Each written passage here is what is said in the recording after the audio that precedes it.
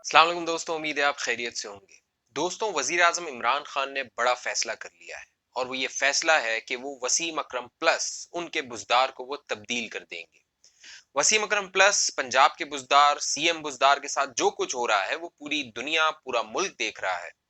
और अब आगे जो होने वाला है उसके लिए प्रिडिक्शंस की जा रही हैं, क्योंकि अब नैब ने जिस तरह माहौल बनाया है, नैब ने जिस तरह दस्तावेजात जमा की हैं और सीएम बुजदार के सामने वो सारे मामलात रखे हैं।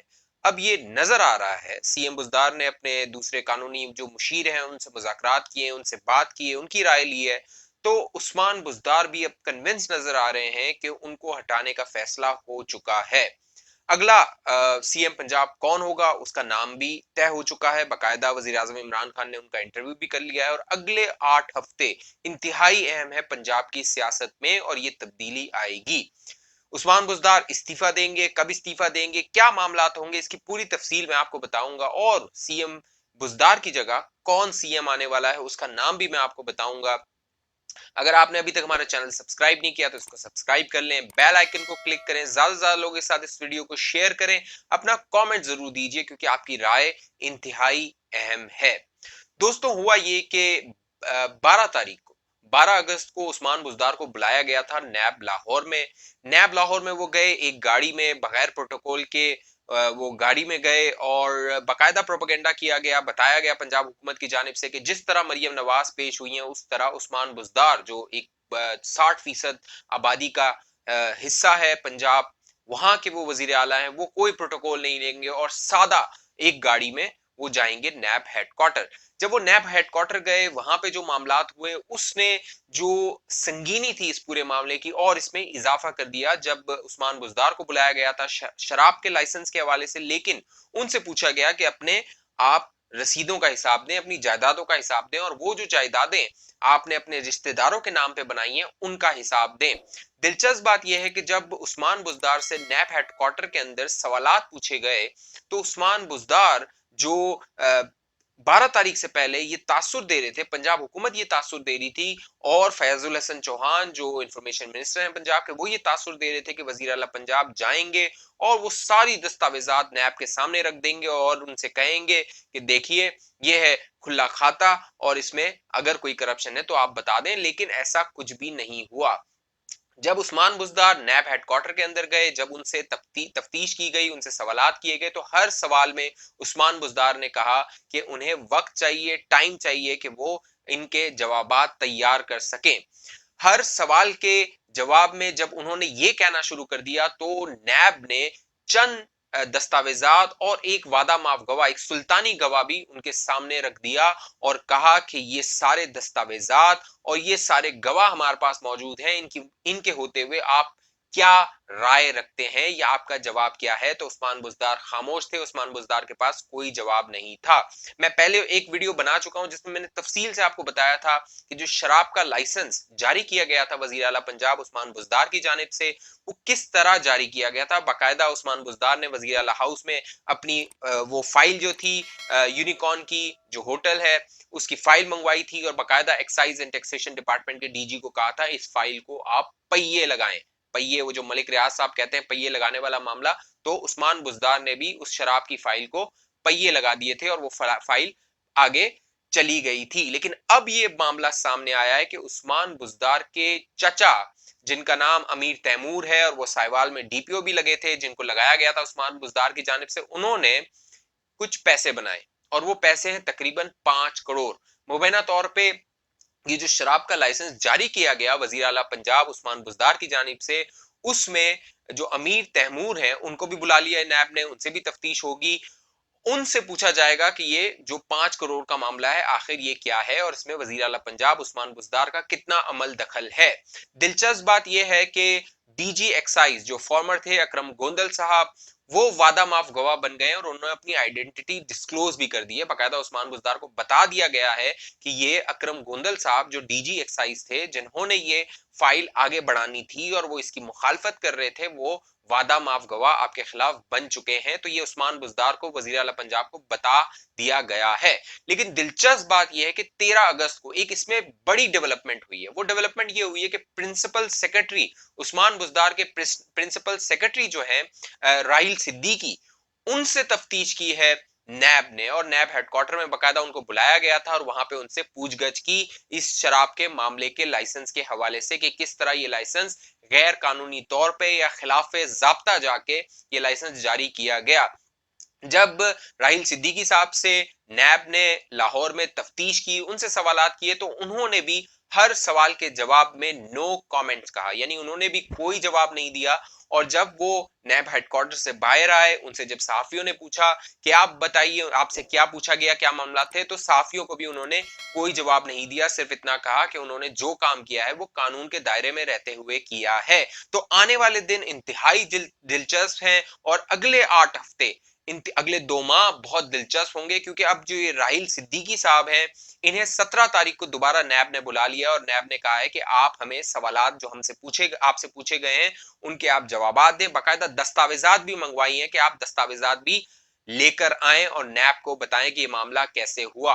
17 तारीख को उस्मान बुज़दार के साबिक प्रिंसिपल सेक्रेटरी राहिल अहमद सिद्दीकी को बुला लिया गया है और 18 तारीख तक के लिए उस्मान बुज़दार को मोहल्लत दी गई थी। वज़ीर आला पंजाब वसीम अकरम प्लस वज़ीर आज़म इमरान खान के, उन्हें मोहल्लत दी गई थी कि भाई आप 12 सवालात दिए थे उनको 12 अगस्त की पेशी में कि आप इन सवालात के जवाब दीजिए, जिसमें उनकी जायदाद जो उनके रिश्तेदारों के नाम पे है, उनके नाम पे है डीजी खान में और मुख्तलिफ जगहों पे पंजाब के, उनकी आप तफसीलात दीजिए, उनके बारे में बताइए। एक जायदादें 2 साल में कैसे बन गई, ये कैसे इतनी जायदादें पिछले 2 साल में बन गई, इस बारे में उनसे पूछा गया है।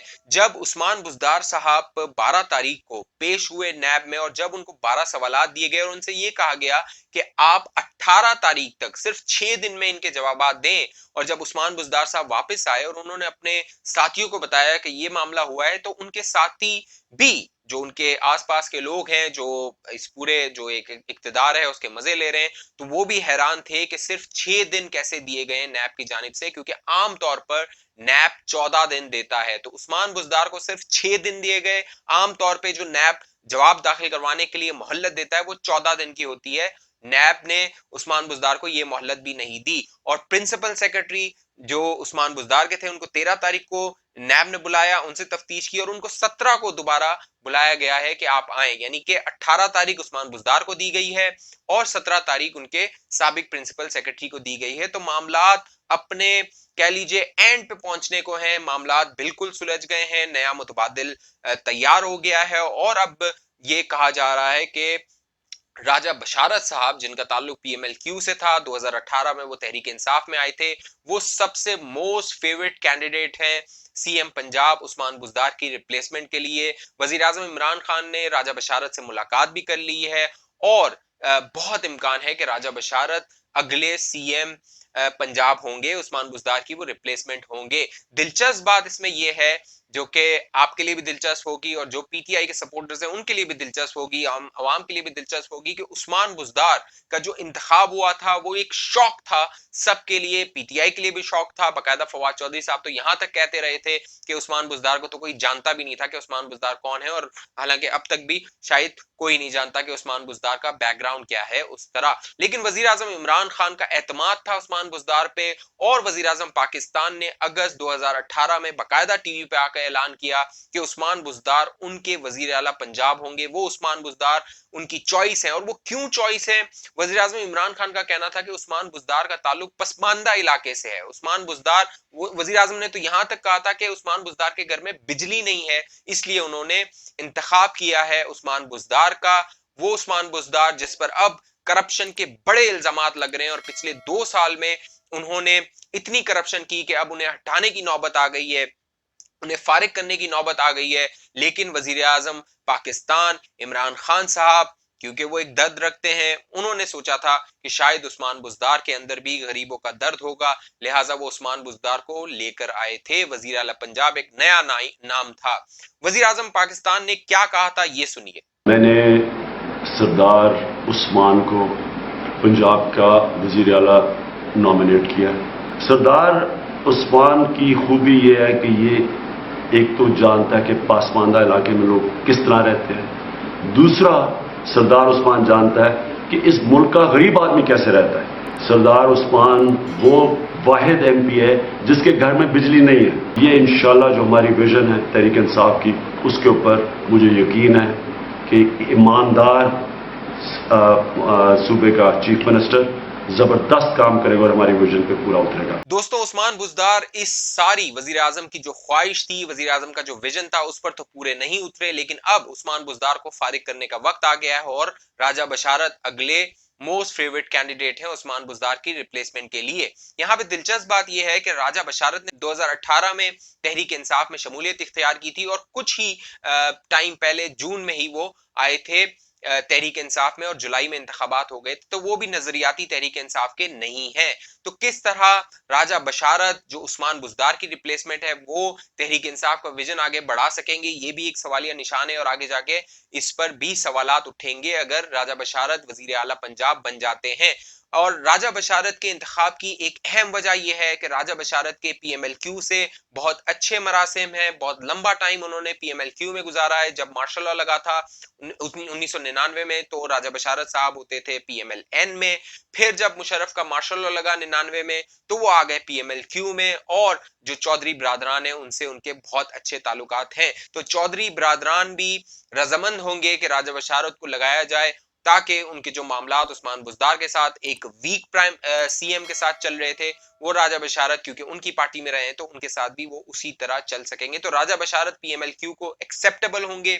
चौधरी परवेज इलाही जिनके सिर्फ 10 वोट हैं, उनको पीएमएलएन ने अपनी यकीन दहानी भी करवाई है, लेकिन साबिक वजीर आला पंजाब परवेज इलाही ये रिस्क नहीं लेंगे कि वो पीएमएलएन के वोट्स लें और वो सीएम बने, क्योंकि ये मामलात विफाक के साथ खराब हो सकते हैं, वजीर आजम इमरान खान के साथ खराब हो सकते हैं। तो राजा बशारत जो एक जमाने में 70 में पीपल्स पार्टी में रहे, फिर पीएमएलएन में आए, फिर पीएमएलक्यू में आए, अब वो तहरीक इंसाफ में हैं और बहुत मुमकिन है कि वो वजीर आला पंजाब बन जाएं। तो अब ये फैसला ऊपर की सतह पे हो चुका है, जो कि वजीर आजम इमरान खान को बार बार कहा जा रहा था। एक मरतबा ये भी हुआ कि वजीर आजम इमरान खान से मुलाकात हुई एक ताकतवर तरीन शख्सियत की और कहा गया कि आप उस्मान बुज़दार की जगह किसी और को लाएं, तो वजीर आजम इमरान खान ने कैटेगोरिकली उनसे कहा कि मेरी टीम है, मैं जानता हूं कि किसको कैसे खिलाना है।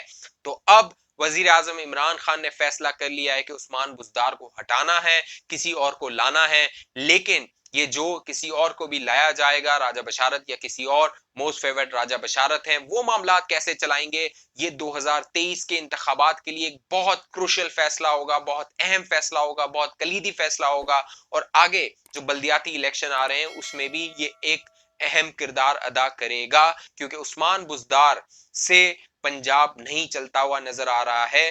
कामरान खान साहब ने वजीर आला पंजाब उस्मान बुज़दार को अपने प्रोग्राम में बुलाया था ताकि वो सवालात कर सके। बाकायदा उन्होंने यहां तक कहा कि उन्होंने सवालात भी बता दिए थे वजीर आला पंजाब उस्मान बुज़दार को, लेकिन फिर भी उस्मान बुज़दार साहब उनके जवाबात नहीं दे सके और अब वो नैब के भी सवालात के जवाबात नहीं दे सके हैं।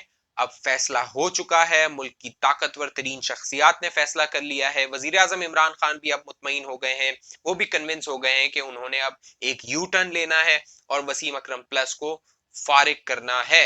अब दिलचस्प मरहला ये होगा कि वजीर आला पंजाब जब इस्तीफा देंगे तो वो गिरफ्तार होंगे या नहीं होंगे। अगर वजीर आला पंजाब उस्मान बुज़दार गिरफ्तार होते हैं तो ये एक बड़ी क्रिटिकल सिचुएशन होगी और पॉलिटिक्स में एक बड़ा टर्न होगा पंजाब की पॉलिटिक्स में। और ये सब हमें नजर आएगा अगले 8 हफ्तों में। अगले 2 माह बड़े दिलचस्प होने वाले हैं, बड़े हलचल वाले होने वाले हैं पंजाब की सियासत में। आपकी क्या राय है? अगर आपने अभी तक हमारा चैनल सब्सक्राइब नहीं किया तो इसको सब्सक्राइब कर लें, बेल आइकन को क्लिक कर लें, ज्यादा से ज्यादा लोगों के साथ इस वीडियो को अपने व्हाट्सएप पे, अपने फेसबुक पे, अपने ट्विटर पे शेयर कीजिए, लाइक कीजिए, कमेंट जरूर कीजिए, क्योंकि आपकी राय इंतहाई अहम है। आप क्या सोचते हैं कि नया वजीर आला पंजाब अगर आता है तो वो क्या वजीर आजम इमरान खान के विजन को आगे बढ़ा सकता है, पंजाब में कोई तब्दीली आ सकती है, या फिर वो भी उस्मान बुज़दार की तरह ही होगा?